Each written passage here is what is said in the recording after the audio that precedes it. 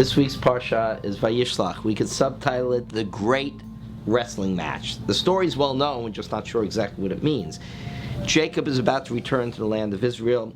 He left 20 years before. Remember, he ran away from his brother Esau, who he had stolen the blessing from, who he had deceived his father, and the family just crashed due to this deception. Jacob runs away, he rebuilds his life where his family came from, outside the land of Israel, Raram Naharaim, in the north. There he marries, and he has his sons, the 12 sons of Israel, and he's about to return with Rachel and Leah and the ganze Mishpacha, everybody. But he's going to have to encounter his brother, Esau, before he can return to the land of Israel and settle there. And he's waiting on the other side of the river overnight. He's decided he wants to be alone before they cross the river and re-enter into the land of Israel. And there he encounters, well, we don't know what he encounters. He encounters an angel. He encounters a messenger. He encounters his own conscience. He's struggling with himself. Every commentator has a different opinion about who he's wrestling with. So that we can't determine. But what we can understand is why he had to wrestle. Before Jacob comes back to the land of Israel, before God allows him to return, to restart his life in the land of Israel and continue this mission of monotheism, mission of the Jewish people they received from Abraham, from Isaac, from patriarchs and matriarchs before him, he needs to be a different person. He cannot be the same person who had fled. He can't be the person who had deceived his brother and deceived his father.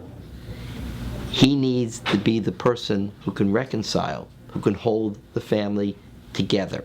The struggle, the wrestling match, is about him casting aside the old Jacob and bringing the new and better, the improved Jacob into the land of Israel. Now, the secret, I think, the key to understanding this is when he meets his brother after this wrestling match. And we want to see, is he transformed? Is he a different person? Who's the new Jacob who came out injured but successful from the wrestling match? And what does he say here? He says to his brother, please accept this gift. He's offering him a gift. What's the gift? He's returning to him the birthright that he's stolen from him. Accept from me this gift, for to see your face is like seeing the face of God. You'll recognize that from Les Mis, by the way. To see your face is like seeing the face of God. So what did he say to his brother Esau? Exactly the opposite of how he treated Esau in the past. He didn't see his brother as a human being, as a person. His brother had something he wanted. I want the blessing. I want the rights of the firstborn. And he manipulates to get it from him.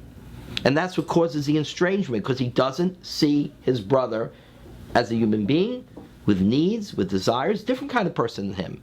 His father.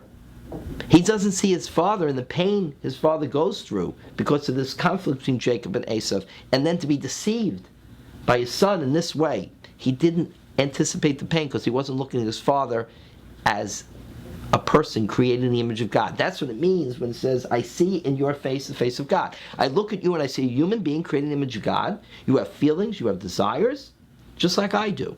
When he says that to his brother, all of a sudden we realize this is the new Jacob. He sees in his brother something he didn't see before, a human being. He was hurt for what his brother had done to him. Besides, maybe he wasn't interested in the blessing of the teachings of his father. But he loved his father. Esau deeply loved his father.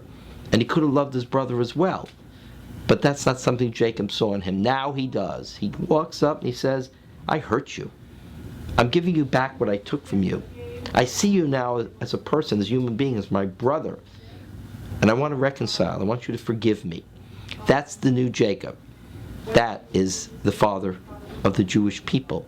And it's true in every relationship. It's true amongst people, amongst friends, within families. It's true amongst nations. I'd like to suggest, since this is a period of time when peace talks are going on, which we hope will bear some successful fruit, between the Palestinians and Israelis, everyone says, why is Israel so insistent upon telling the Palestinians you have to recognize Israel as a Jewish state? Not recognize Israel as a state. They've done that. But recognize Israel as the Jewish state, which is what it was established to be by the United Nations. And what its constitution, what its basis is, it is the Jewish state, in which everyone who lives there must be treated fairly and equally, but its character is the Jewish state. What Israel is saying to the Palestinians, you want to make peace? Like Jacob and Esau made peace so long ago? You have to look at us and you have to see us as human beings. You have to understand who we are and give us the dignity of being the Jewish people that has returned to its homeland. And if you can do that, recognize us and our legitimate right to a Jewish state in this land, then we can recognize you, Esav. You're human beings with desires. And we have hurt each other over the past. We've hurt each other deeply.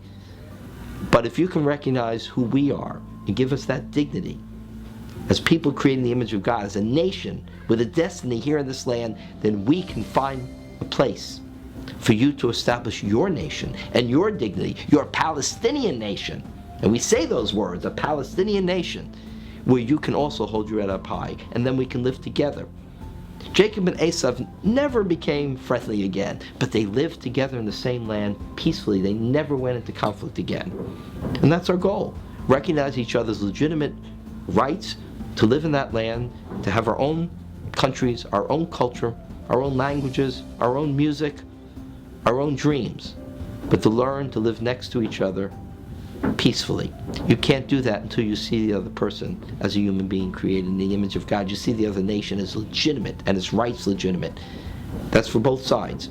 If we don't achieve that recognition after the struggle, the symbolic struggle of wrestling with ourselves and with each other, then peace will be a long way off.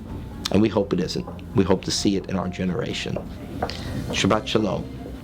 Have a wonderful Shabbat with your family, and let's hope that soon we'll hear good news about the peace talks that will bring those two warring nations together and find a way to reconcile it, as Jacob and Esau did so long ago. Have a good Shabbos.